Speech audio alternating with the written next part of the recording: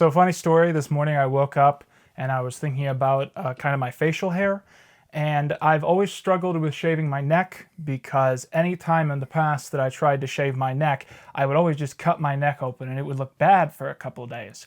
And so I usually just wait for it to be thick enough down here that I can just cut it with an electric razor. But today it was really irritating, so I said, you know what, I'm a grown-ass adult, and this is probably contributing to my damn depression. I'm gonna go out, I'm gonna buy, dry shaving stuff, I'm gonna shave, and it'll be fine, because I'm an adult, I can do this. And anyways, I cut my neck up to hell and back. So I still don't know how to shave, apparently. So as I'm recording this, it is April 2025, and I have recently posted a new video for the first time in quite some while. And by a new video, I mean an old video. That is a new edit of a video I posted last year, which was sadly taken down due to a copyright claim. That's why that's there. You can't see the gag, but that's why that's there. I have ADHD. So anyways, like I said earlier this month, I think on the 4th, no, on the 1st, I definitely got it done on the 1st, I posted a new video to the YouTube channel, which was a brand new upgraded edit of the video that I posted for April Fool's last year, which was taken down due to copyright, and we did extensive work re-editing this video so it'd be safe for copyright. And now we're finally at the point where that's done with, and the question is, what happens now? Because I think right now is probably one of the most interesting moments in my online career. And it's just a really weird vibe and a really weird moment, and I wanted to talk to you guys about where I'm at mentally and where I want to go, and I want to see what you guys think about some various things that I want to talk about. Oh, Bonbon, don't leave. Everyone's going to be commenting about you. It's going to be good for retention.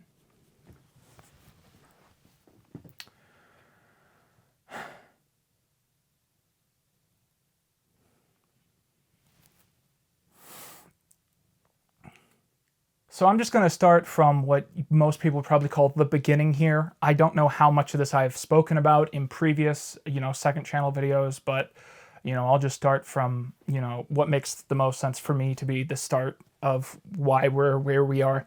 And that is when I started doing the iCarly videos. And I came up with the idea for the iCarly miniseries almost 5 years ago, because the History Channel miniseries is about to turn 5 years old, if you'll believe it. I don't believe it, but it is. That's true. And it was during the production of that series that I came up with the idea for the iCarly project, and of course the next year I started it. Now, I had great success with the History Channel series of kind of finding a certain gimmick that people wanted to watch and just sticking with it for a moment. I think I basically did 6 videos in that project, and they were all kind of linked together, and if you watched them in a row, it felt like one big video, but they were also little individual bite-sized videos, and in between each video I got to go, hey, hit subscribe so you can see the next one of these. And that caused me to gain, I think, like 100,000 subscribers or something like that. And I really said to myself, I want to recreate this like on a grander scale. I want to come up with something creative for me to do where I can kind of mimic the dedicated, series approach to creating a group of videos. And so when I came up with the idea of doing the iCarly videos, I said this is going to be a series of videos that are going to be interlinked, that are kind of going to feel like one long video, but they're also going to work individually, and in between each video there's going to be a growing interest in seeing the next part of the saga. And when I sat down, I started writing it out. One of the first things I did was I made a thumbnail for each and every video. And originally I think it was about 4 videos. It kept growing as I worked on it, of course. But I made a thumbnail for each of the videos and I put them all in a row in a Google Doc. And I said, no matter what, I need to have all these videos come out in a row, because when all these videos are out, it is going to look so good to have all of these thumbnails in a row. So when you come to my channel, you just see a very clear image of what my brand is. Because I feel like that was my big problem in the late 2010s. The Quinton Reviews brand was heavily confused, and that led to a quick drop-off in viewership and retention. Those real ones who were there will remember I was not doing well, but I pushed through it, sadly.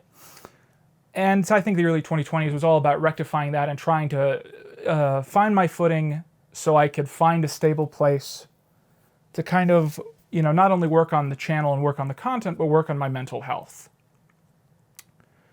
So that's really what the iCarly miniseries was about. And I said, one day it's going to come to an end, and that's going to be exciting because that'll mean that I can figure out what the next day is about, what my next thing is, and what the Quinton Reviews channel is going to be.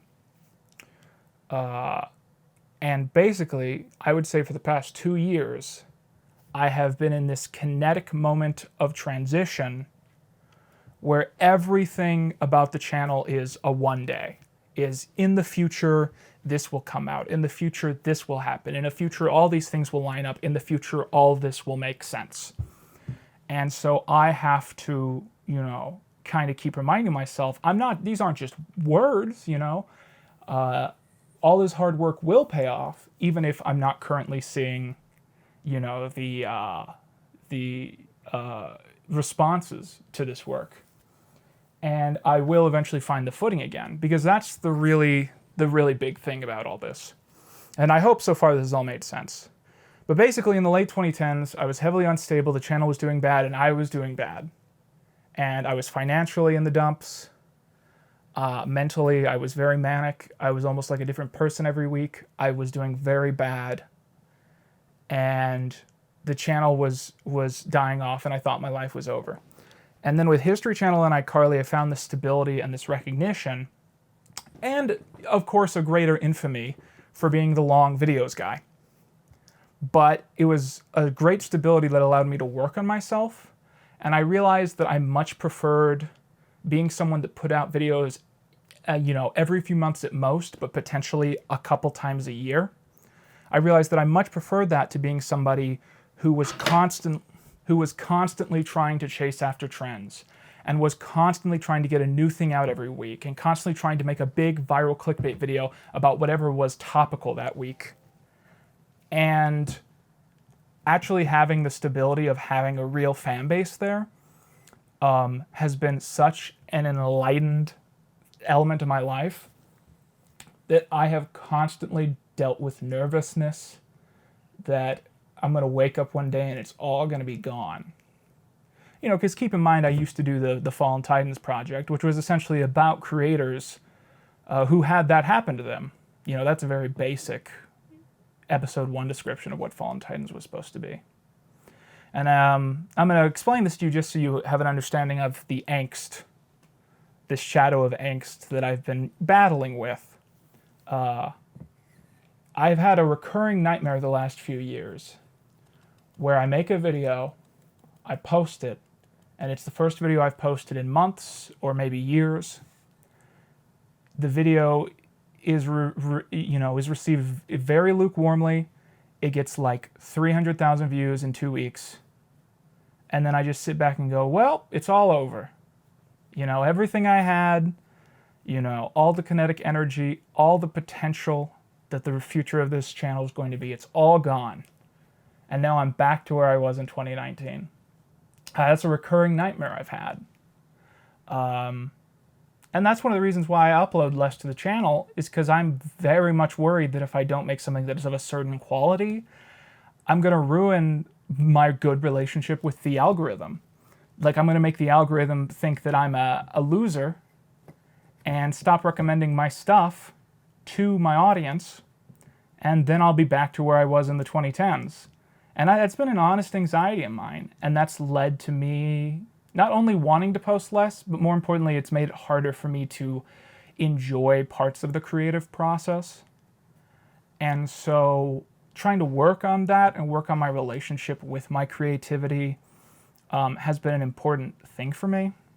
Now, the reason I'm bringing up that nightmare and the fact that that's a recurring stress of mine, God, I love my cat. She's so good.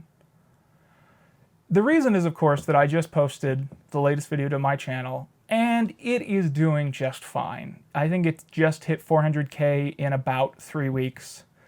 If any other, and here's the thing, if any other video I had posted had done that, I would be having constant panic attacks. And that is true.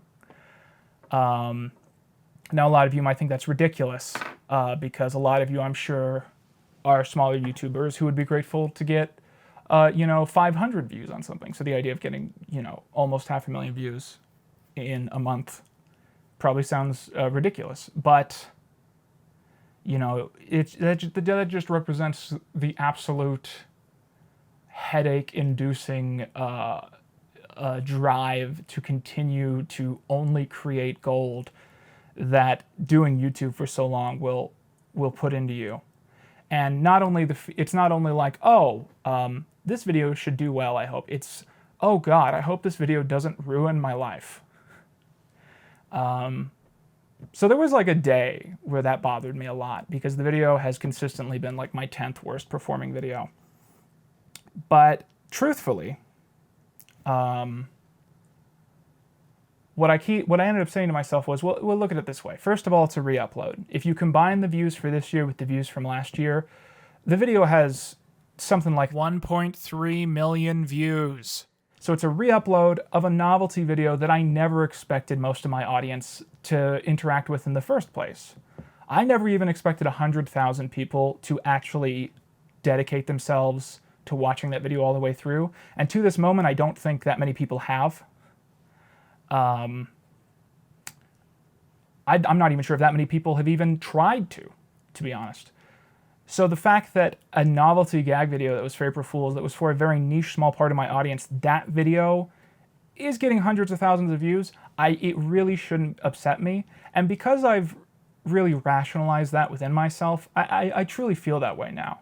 I truly feel that video's going to do well enough, and there's going to be a cult audience for that project that I think is going to stick around.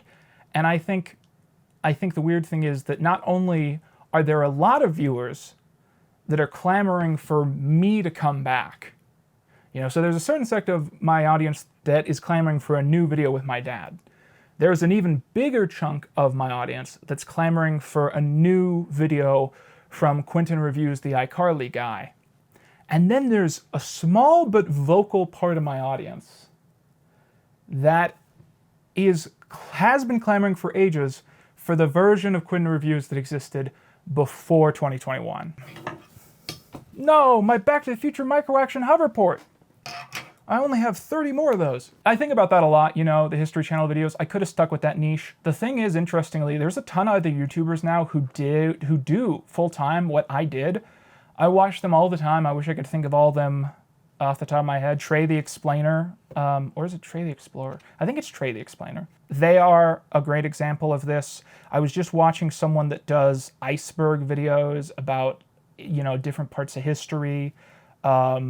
Mini Minute Man is another one. The difference between all those people and me, I feel, is that most of the people I just name dropped have actual academic backing. They've actually gone to school for this, or they're actually researching archaeology, or they're actually studying this or that. I'm a guy who finished high school, worked at Little Caesars, and now I do this. And sometimes I wish I could have afforded to go to college. Other days I think I ended up on the path I needed to be on. But I think being a full-time skeptic who tells you the objectively correct version of history was not my real calling. In fact, I think there's a number of moments in those videos where I just obviously get stuff wrong. And those videos were hard to research.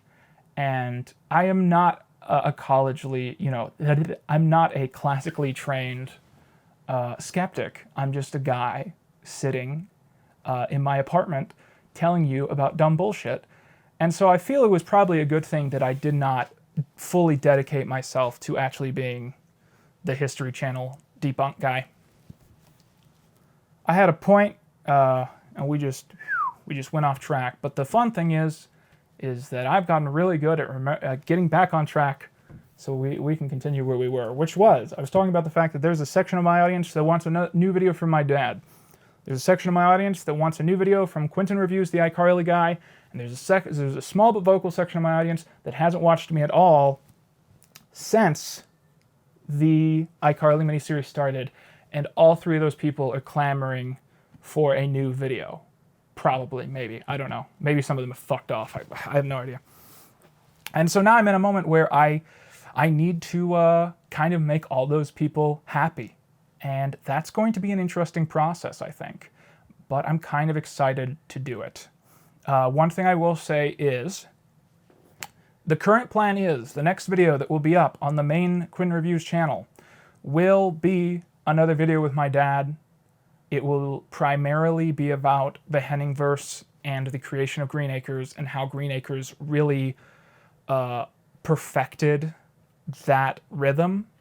And I think when you watch the first like couple hours of this video, you're going to go, oh, I understand why this project is done this way now, because it's all going to start to line up, and I think it's really satisfying. But I do have to have my editing team work on revising parts of that video, and we have to make a couple hours of new content, and that's going to be expensive. And I've been putting it off because I currently don't have a lot of money, for a very good reason, a very positive reason, but nevertheless, money is scarce right now, much like Scarce the YouTuber, who has not posted since 2023. Where was I? Oh yeah, so the next video is going to be a video of, there's another video with my dad, primarily talking about Green Acres and it being introduced to the Henningverse and kind of finishing off the triumvirate of these three shows, which ended up sharing a single universe. Now, you're so cute, Bonbon. I love you so much. If all goes well, hopefully that video will actually outperform the version of part 1 that's currently on the YouTube channel, because in theory, I'm hoping that there's a ton of people that didn't click on the new video because they finished it last year. And I'm hoping those people want a part 2. So that makes me kind of hope that when I post a part 2, it will actually outperform part 1. If that doesn't end up happening, whatever, you know. I hope it at least does well enough that people enjoy it, and hopefully it makes back, you know, the production cost. After that, I am going to come back to the channel, and I will be canon in universe. I will return, and I want to do this gag where in the first video I'm dressed as I was when I disappeared in the Nicktoons Unite video, and I'm going to try and tie in that video to all of my cameos throughout Dad's videos. And so that video is going to come out, and it is going to be a very unique video. It is not going to be a sitcom review. It is going to be me trying to analyze an example of current media and how media has evolved in the last 20 years. And I think that video is not going to do too well, to be honest with you, but I really want to do that video as an exercise in seeing if I can make a Quinton Reviews video that is still in a modern-ish style of my material, but is not just me being like, this sitcom aired on this day. No, let's look at episode 2. Fuck episode 1. You know, I want to be like, I'm going to make a Quinton Reviews video where I'm just talking about the history of this specific idea in media and this specific current media company, and we're going to see if that works. And I don't think that one's going to drive clicks. I think it will be a sleeper hit. But then I'm going to come back and do a couple more classical videos of me revisiting TV shows from my childhood. And I've said so many times in this goddamn video. I wish I was better at speaking. I'm speaking to myself. Why can't I do that? I'm making myself nervous. Anyways, I'm going to do a couple videos that are in the more classic, you know, expectation of Quinton Reviews, sitting down and looking at a lot of TV shows and other things from his childhood, from my childhood. And eventually, that is going to circle back around to a couple bonus videos about iCarly. Because you'll remember that whole miniseries was modeled after History Channel. And after the History Channel project was done, I circled back around and was like, here's Pawn Stars, you know. So we're going to be doing that towards the end of the year. And one of the reasons I've planned it that way is I have no idea if any other videos I do this year are going to do well. And I need to get at least one video out that does well. So we're going to do 2 more iCarly videos. Partially so I can know that I have room to experiment and, you know, find some new wingspan without having to worry about if all these videos are going to miraculously blow up. But yeah, in between here and the end of the year, we are eventually going to see a couple new experimental Quinton Reviews videos. And part of me thinks right now as I'm recording this, maybe I shouldn't promise too much. Maybe saying all that is too much of a promise, because God knows that I have proved myself capable of getting things done later than I promised myself. As an infamous example, the iCarly miniseries was supposed to be done in like 6 months. I thought it was going to take like 6 months to do 5 videos, or 3 videos, or whatever it started as. And instead it became a 3 or 4 year thing, where I'm recording content for that miniseries 4 years after I recorded the opening segment to that video. So maybe I shouldn't promise all this stuff is coming out this year, but one of the big changes is, perhaps controversially, I am going to be striving to make shorter videos. That's the big thing, right? That's the big what? I'm going to be striving to make shorter videos. And the reason is for a couple of reasons. Number one is sustainability. I think it'll just be better for my mental health if I can make content retrospectives that are a couple hours, meaning that it might take me like 2 months to make something instead of 2 years. It's also just because I think it's easier to watch. It's also because part of me thinks that this viral trend of novelty long videos has kind of come to its crescendo, to the extent that if I put out a 9-hour video on the channel tomorrow, I think it would do significantly less well than it would have done 3 years ago, or 4 years ago, or whatever.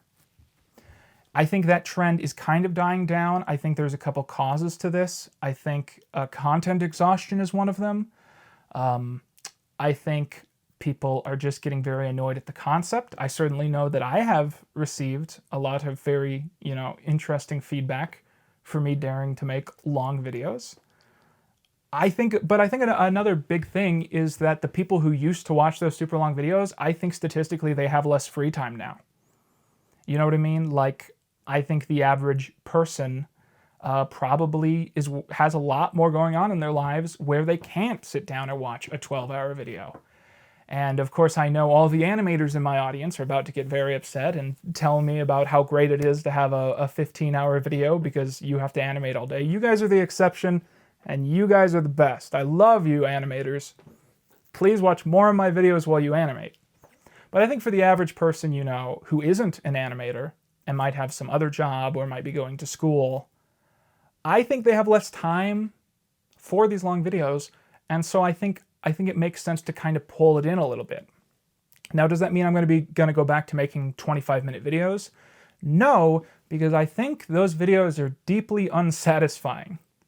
My plan is to try and strive for videos which are in between 90 minutes and 3 hours.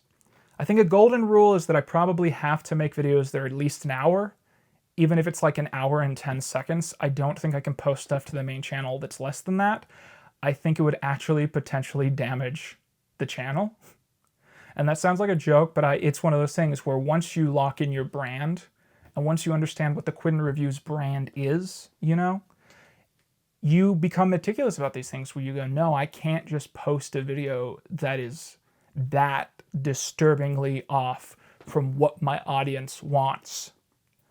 So in my head, I'm like, it has to be at least 60 minutes, Luckily, I think that's not going to be a problem.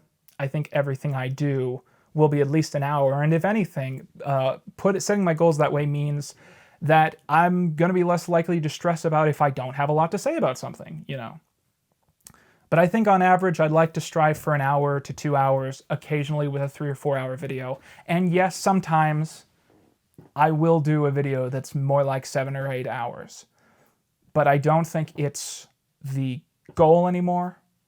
And, one big reason I'm not doing that right now is that I don't have the money for it. And honestly, one of the big things, I did take a lot of time off of working on the channel, for those who hadn't noticed. This gave me an opportunity to work on my mental health, to work on myself, to basically say, when you strip away the channel, I don't know if Quinton Hoover is living a healthy life. So what do we need to do to figure out what's going on with him? And then we'll put him back in the internet, right? And so one of the big things I've been trying to do is reconnect with my own creativity and reconnect with my own ability to enjoy writing and creating, but also watching my own content. And I think a big part of that is being critical of my own recent material, even if it's not in a dismissive way where I'm like, no, this video isn't good at all.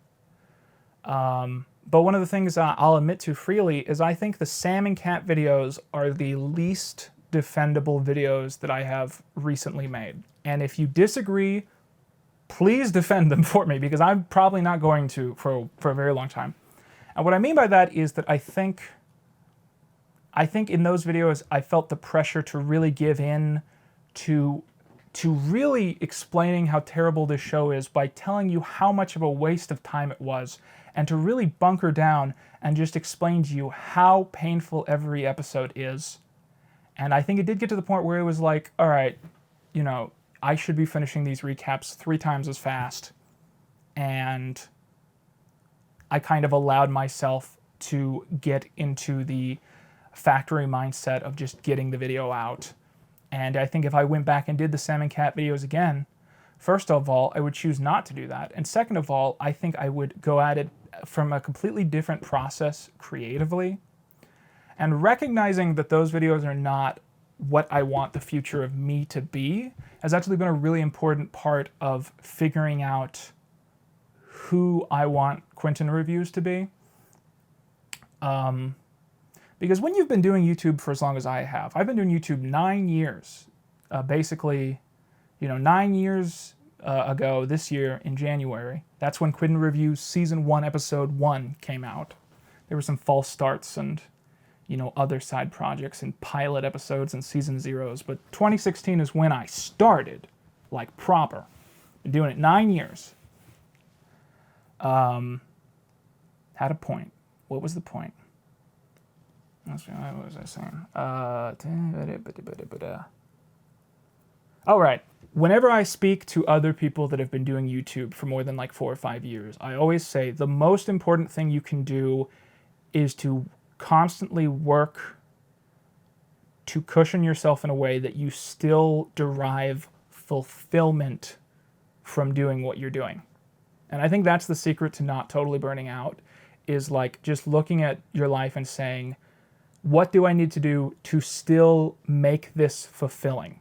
Because when you're kind of dough-faced and you're a little teenager filming, YouTube videos in your bedroom, in your parents' house, finding fulfillment from those videos can be a lot easier than it is when you're later on in your career. You just take your friends, sit them down, see what jokes they laugh at, say, oh, I'm going to change the content so they laugh at more stuff, or they like more of the video, and that's how you derive fulfillment. Even if you're getting 10 views, it's very easy to be like, I love doing YouTube. But when you've been doing it 4 or 5 years and you're still doing it, I think actually being satisfied with the process is something you actively have to put yourself towards. And that's kind of what I've been trying to work on recently. Is trying to reconnect with that. And so actually going like, you know what? I think I would rather someone view the Fred video as an example of who I am creatively than any of the salmon cat videos. I think it's a very important thing for me to recognize.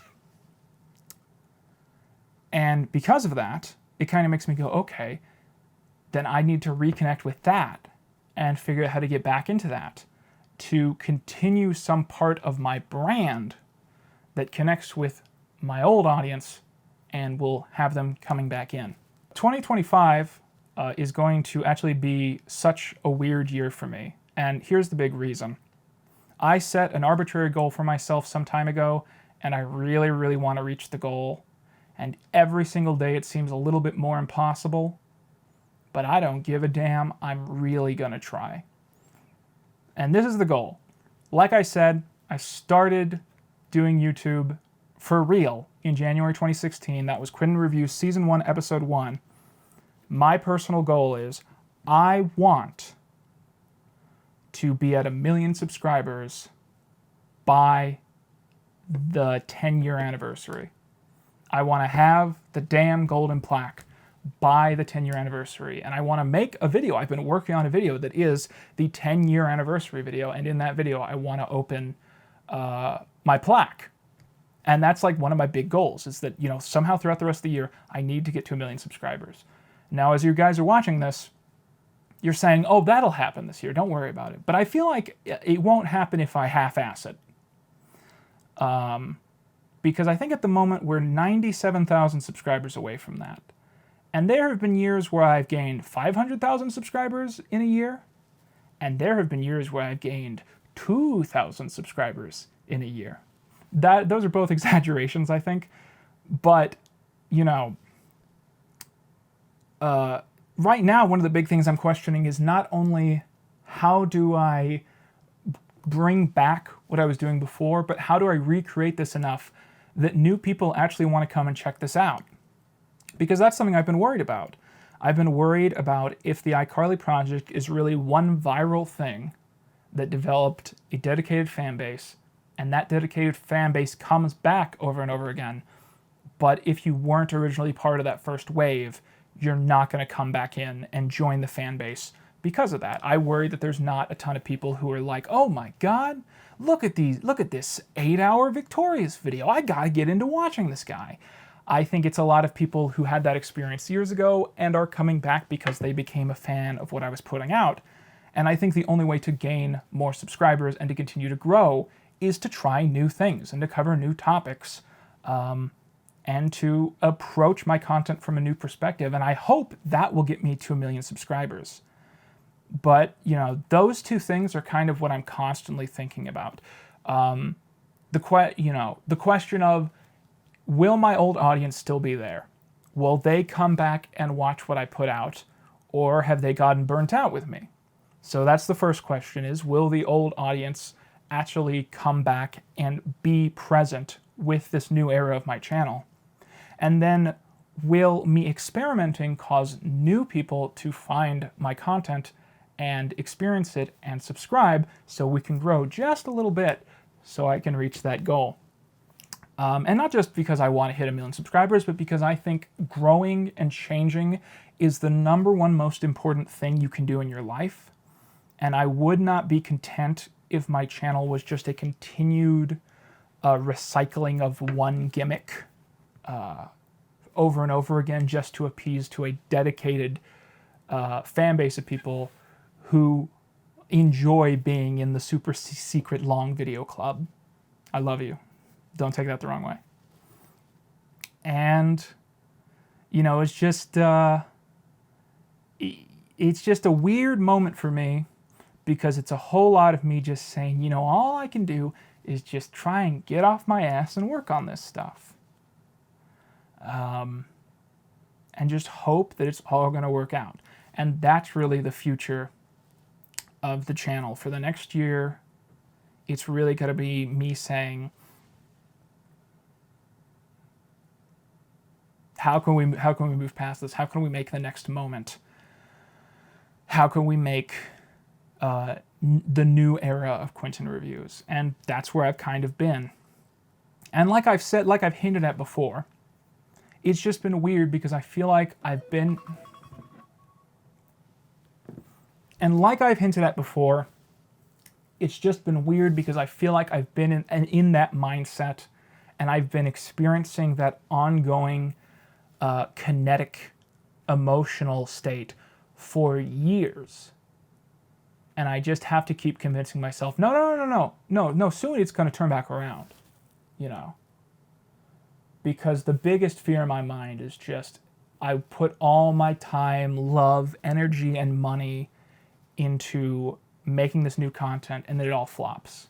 And that not only hurts those videos, but it means that less people are going to be checking out the Victorious iCarly stuff. And then I'm going to have to be like, well, the good part of my life is over, you know.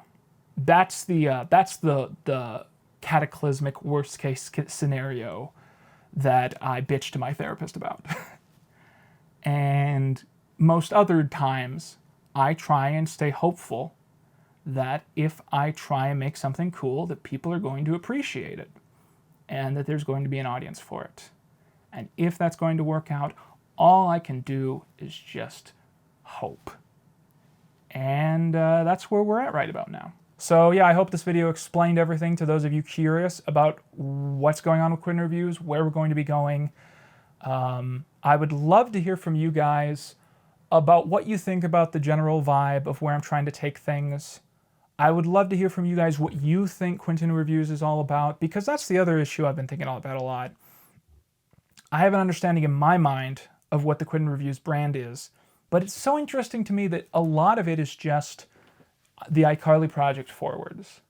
And so I've been trying to almost study like 2016 Quinton to say, like, what can he contribute? And I've been wondering, what does my audience associate with me? What does my audience want from a Quinton Reviews video? I think I talked about this in a video recently, you know, this thought process of like I put Johnmas in the videos because I think it's funny to keep bringing a character from 2016 back, but what does the audience, like what makes a Quinton Reviews video? That's something I love hearing about, and you know, I'd love the general opinions on everything else we talked about in this video. And the big thing, I guess, that's worth mentioning right now is I'm currently working on getting Dad's second video out. The plan is, this is not a promise, the plan is we want to drop it on Father's Day. This is what we wanted to do last year. Part 1 was going to be April Fool's, Part 2 was going to be Father's Day. But then I had to remake Part 1, which delayed all my content for a year. So the hope is that we can get this video turned back around for Father's Day, and I want it to be less than 24 hours long. That's my hope, is that it'll be like 20 hours long or something. Because I want it to be a little more approachable, and I think it'd be better to just put a bunch of other stuff that we could put into this video into the April Fool's video for next year. Oops, spoilers. But yeah, so we're going to do one more video with Dad, and if you want to see that video and you want to see us actually finish it on time, become a YouTube member on the main channel, support me on Patreon, rewatch a bunch of my other videos, maybe watch the Beverly Hillbillies video, because the only way I'm going to be actually able to do that is if I have money, because it's going to be very expensive to remake the parts of that video that are done and to make new parts of that video so it'll actually be in the can. But as soon as that's done, I'm going to be back at running my own channel and being the centerpiece to my own brand. And I'm curious how many people are going to be like, who the fuck is this guy?